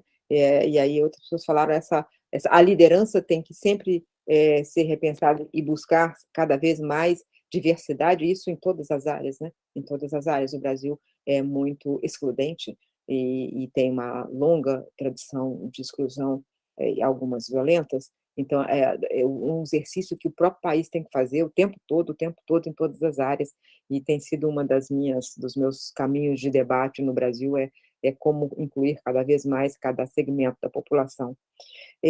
Sobre a pergunta da Thaís, é muito importante isso, porque, assim, eu me enfrento esse dilema, vou responder quando me atacam ou não vou responder? E eu criei algumas técnicas para mim, eu não respondo na mesma tom de agressão. Então, a pessoa me agride, eu não vou agredir.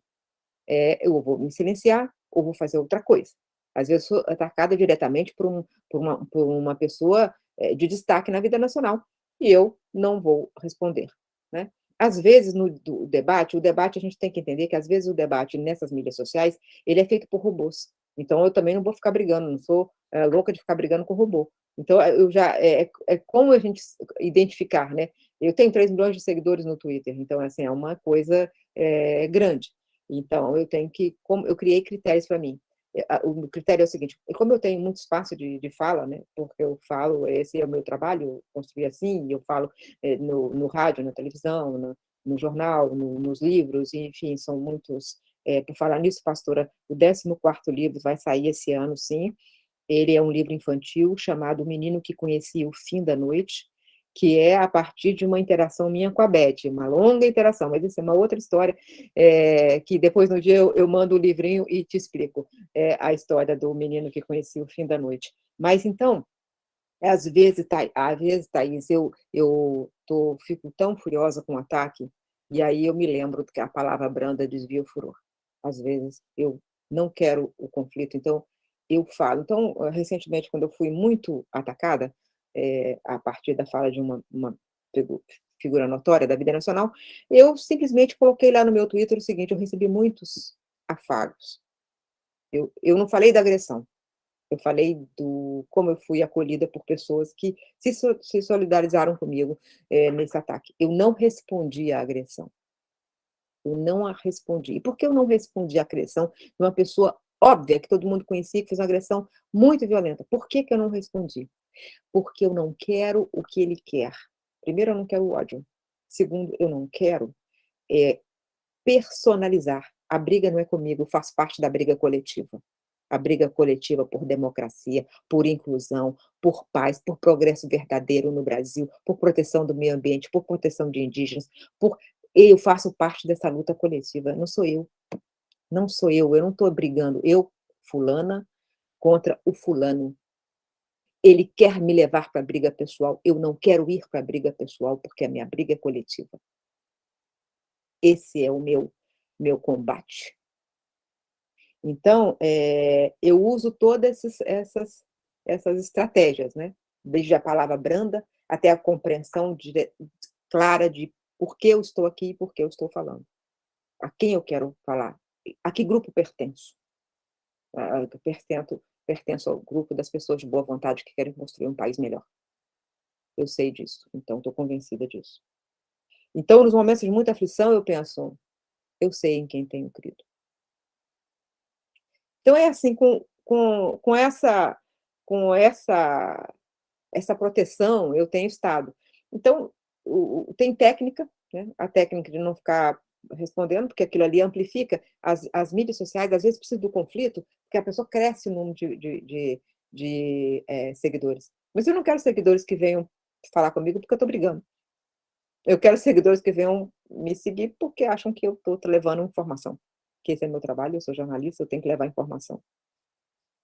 Então, sabe, é assim que eu vivo nesse mundo, né? Dos ódios, às vezes ódios encomendados, como matadores de aluguel. Alguns ódios são encomendados, como se contrata matadores de aluguel. Eu não vou deixar eles vencerem. Não, Thaís, eu não vou deixar eles vencerem. É tão verdade o que dizes, que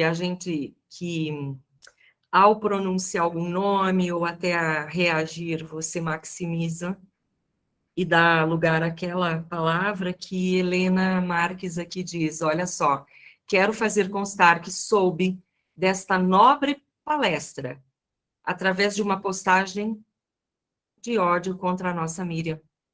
Então está provado.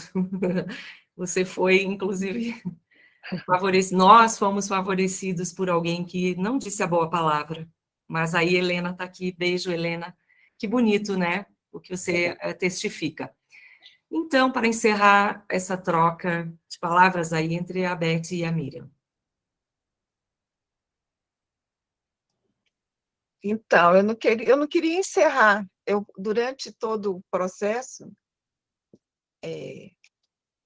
toda a escuta que eu pude fazer nessa manhã, eu quero primeiro agradecer a minha irmã, que eu chamo de Mirinha, porque eu tomava conta dela quando bebê. Mas, por esse momento profundo, verdadeiro, mágico, espiritual, né? E que foram levantadas questões que o tempo todo me moveram. Eu lembrei muito do Rubem Alves, quando ele fala uma coisa seguinte: a gente precisa escutar bonito. Falar bonito, todo mundo fala. Muita gente fala. Escutar bonito é difícil. E escutar bonito é o que a igreja deveria fazer. É o que a Miriam levantou um pouco. No acolhimento, há escuta. E essa escuta, ela não pode ser fundamentalista, porque ela está cheia de verdade. E a escuta tem que ser vazia. Né? Ela tem que ser vazia. Ela tem que ser preenchida pela angústia do outro e não pelas nossas certezas. E aí eu lembrei que a Miriam, né, a outra Miriam aí, falou um pouco dessa saída. Eu fiquei perguntando, será que a igreja está escutando bonito? Será que a igreja acolhe no vazio para que o outro se manifeste? Será que a gente está transformando as nossas certezas evangélicas num fundamentalismo que separa a realidade, né? A realidade de cada um e a realidade da sociedade, a realidade ela não deixa ser transformada, porque nós estamos a sociedade, a vida cotidiana, ela é transformação permanente. E como a gente pode se adequar, sabe, menina, a essa transformação? Porque, por exemplo, nós temos que incluir, nós temos que acolher, nós temos uma tarefa que ninguém faz. Nós temos outras pessoas que estão fora da igreja que realizam isso. Foi dado aqui o exemplo da Dalva. Agora, outra questão que me moveu muito é essa questão que eu lembro um livro quando eu tinha 12 anos, sei lá, 13 anos, Em Seus Passos que Faria Jesus. Eu nem lembro do texto do livro, mas eu lembro da pergunta. E essa pergunta, ela sempre me orientou. E eu acho que, se a gente acompanhar os passos de Jesus nos textos sagrados, nós vamos saber politicamente quem é que nós temos que defender. Porque ele fez isso. Né? Então, assim, é polis, não a política partidária, que a Miriam, eu acho que a Miriam está falando, não da política partidária, mas da polis, do bem-estar da população, da pessoa. Né? Então, assim, nesse sentido, sabe, é que eu acho que nós não podemos ficar alheios. E acho que Lutero também falou isso. Né? Quando um mau governante, nós temos que falar, gente. A questão é que isso é delicado, porque nós temos dentro da igreja, nós assim como a Bíblia não é monolítica, ela é polissêmica, as nossas comunidades são polissêmicas. E elas têm posições contraditórias. Então, aí é que chega o político, na minha avaliação, assim, um pouco, sabe, Miriam? Estava querendo era conversar com você um pouco sobre isso, mas com todos vocês, assim, é essa política cristã dada pelos passos de Cristo. Ele foi político, ele denunciou, ele acolheu, ele fez um novo caminho, ele acolheu até Então, assim, nós temos dentro do texto sagrado, a gente tem um pouco a radicalização no sentido radical, no sentido da raiz, e não da radicalização das polarizações. Né? Então, é isso um pouco, Mirinha. Eu queria... Miriam, desculpa. Chama Mirinha, então. Então, muito bonita a palavra da Beth, sempre é muito bonita. E eu tenho a vida inteira ouvindo eu abri os olhos e eu comecei a falar, e ela estava lá, e ela tem estado comigo durante todo o tempo. Ela falou que tomou conta de mim na infância, não é verdade. Ela tomou conta de mim ao longo da vida e particularmente nos momentos mais dramáticos da minha vida, ela ficou do meu lado, e eu gosto de contar, porque é testemunha, a gente precisa dizer, quando eu tive filho, o meu primeiro filho nasceu, eu fui presa quando estava grávida, e quando ele nasceu, eu continuei vivendo aquele mesmo processo, e teve um momento que ele já tinha 1 ano, e eu fui, eh, eu fui chamada para o julgamento, e o julgamento talvez eu voltasse para a prisão, a gente não sabia. Então eu peguei o meu filho Vladimir e fui até a casa dela e falei: "Minha irmã, aqui está meu filho, cuida dele, se eu não voltar". Eu falo isso toda vez, eu me emociono, porque esse é o grau da nossa amizade, ele é absolutamente profunda. E por que eu podia entregar meu filho? Porque ela, ao longo do tempo, ela foi me acompanhando na maternidade, ela era mais velha do que eu, ainda não era mãe, mas me ensinou a ser mãe, e, porque ela já nasceu maternal, na verdade, a Beth tem essa capacidade. Então ela me ensina a vida inteira, e o meu filho, ficou com ela tranquilo, porque tinha intimidade com ela, intimidade de quem estava do meu lado ajudando a cuidar de mim e dele, né. E a Beth sempre foi essa pessoa capaz de escutar, então quando ela fala "escuta bonita", ela não está falando porque ela leu no Rubem Alves, na verdade ela leu e refletiu o que ela na verdade sente. Ela sempre foi capaz de ouvir as várias vertentes das diferenças de pontos de vista, né.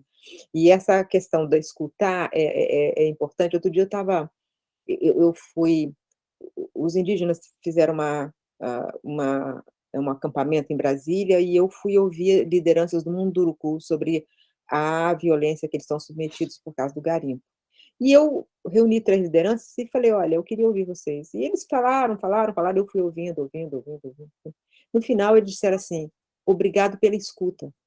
E eu não tinha me dado conta que, e eu parei naquela hora para falar assim, eles agradeceram o fato de eu ter ficado ali, ouvindo ele contar tudo que, o povo Munduruku estava enfrentando no Médio Tapajós, com a invasão do garimpo nas suas aldeias. E então, é impossível, portanto, e aí eu chego na última ideia da Beth, a diferença entre polis e política partidária, quer dizer, eu não posso, o que eu estou falando é um tipo de coisa menor, que é uma briguinha, isso é que eu acho que devia se preservar, mas ao se preservar, e aqui eu já tinha falado isso, né, já para o Felipe, que é a ideia de que não é não ter uma posição, também acho. Essa semana eu li na revista Veja um artigo de um articulista que dizia o seguinte: Lutero foi uma liderança que disse não, né? Lutero disse não. Então, e Jesus Cristo disse: vem a mim, né? Vem a mim. Eu protegeu o quê? Protegeu a quem tinha a comunidade, o grupo de doentes mais rejeitado da sociedade, que eram os leprosos, né? As mulheres discriminadas, os estrangeiros, a mulher estrangeira, ele sempre falou, A criança. criança principalmente, né? Então, essa... E aí ele desafiou toda aquele grupo religioso da época, as lideranças religiosas da época, para dizer, não vou por aí, não, vou por aqui, eu vou por aqui, eu vou por aqui. E quando ele discute com 12 anos o texto sagrado, ele está dizendo o seguinte: a gente tem que refletir, não é uma coisa pronta que você entrega, né?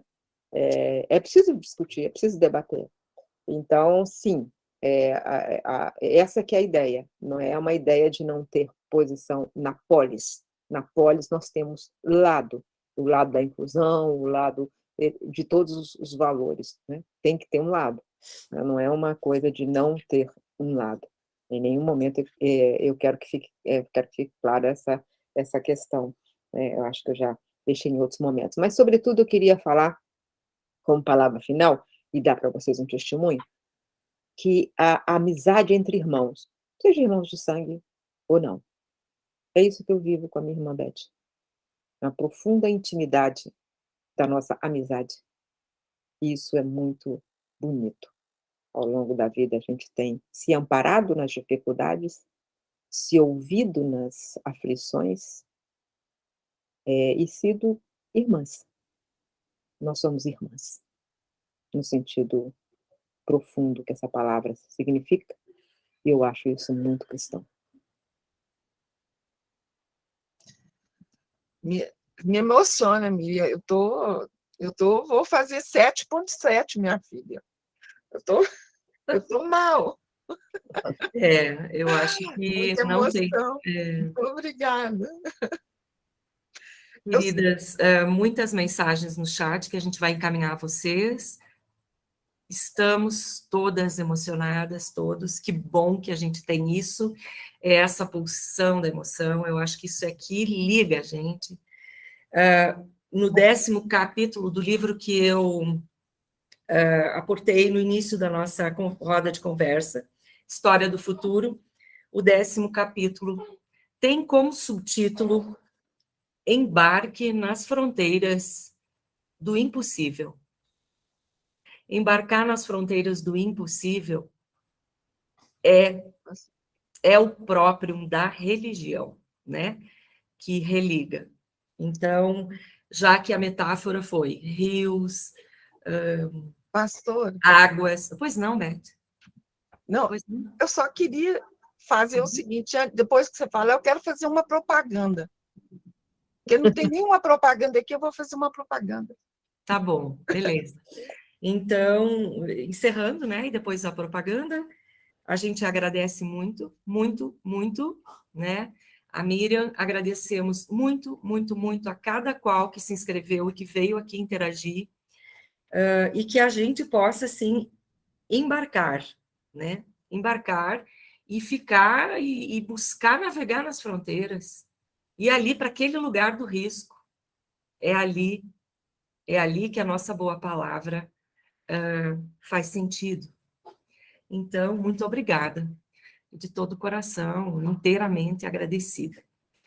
Propaganda, e aí o nosso tchau. Aí a propaganda, parece que a publicitária saiu um pouco, então eu aproveito para eu agradecer a todos vocês por terem me ouvido esse tempo todo e por estar, por todas as palavras generosas e bonitas que eu ouvi, as perguntas instigantes, interessantes, as interações nessa manhã de sábado. Foi realmente muito bom estar aqui com vocês. E eu confesso que estava ansiosa, falei ontem com a pastora, estamos aqui na expectativa, eu estou sabendo, sem saber se eu vou corresponder à expectativa, mas eu me senti muito confortável aqui com vocês, nessa conversa, agradeço profundamente. Vamos à propaganda, Beth, agora você fugiu e já voltou.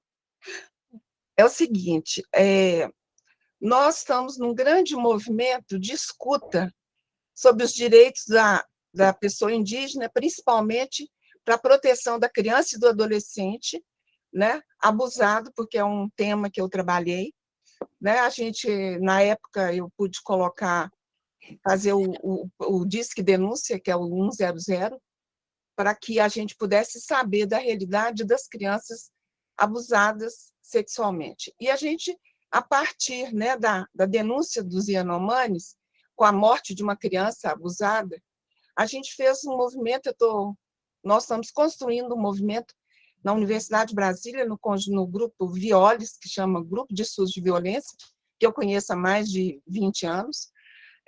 Nós estamos fazendo um grande manifesto para que nós estamos trabalhando com os indígenas. Nós estamos trabalhando com os estudantes indígenas nas universidades brasileiras, para que eles possam falar deles, para que a gente possa escutar, para que a gente possa compreender o que é a realidade das populações tradicionais e dos nossos povos indígenas. São mais de 300 hoje no Brasil, com mais de 200 e poucas línguas ainda. Então, nós estamos fazendo, e a gente já tem uma adesão. Nós temos um documento, se quem quiser eu posso passar para vocês, podem assinar como pessoas físicas ou outras, se quiserem. É um grande movimento para que a gente possa fortalecer a fala indígena. Não é a nossa fala, é a fala deles. Eles é que vão entrar na cena finalmente, nesse sentido. Então, é um pouco, a propaganda seria isso. Quem quiser pode contactar. A Beth sempre foi militante, gente, é assim. E está envolvida na causa nobre, que é de proteção das populações indígenas. O Canadá chama de First Nations, né, as primeiras nações. Então, eu acho bonito essa maneira como o Canadá trata, se refere, né, aos indígenas. E é isso, são as primeiras nações do nosso Brasil, e a gente precisa ouvi-los. É sempre surpreendente. Cada vez que eu vou visitar um povo indígena, ouço sempre aprendo muito. E a Beth agora está envolvidíssima nessa causa de proteção das crianças que estão expostas a muita violência. Então é isso. Ok. Olha, uma abençoadíssima tarde a todos, um domingo maravilhoso, de descanso, de pensares, sentires a partir de tudo isso e muito mais, né? E mais uma vez, muito obrigada. Nos despedimos aqui. Até mais. Até mais. Tchau, pessoal. Até mais. Tchau, tchau. Obrigado, Miriam. Obrigada. Excelente, gente. Um grande abraço a todos. Final de semana abençoado. Obrigada também. Valeu, Miriam. Tá bom. Tchau. Beijo.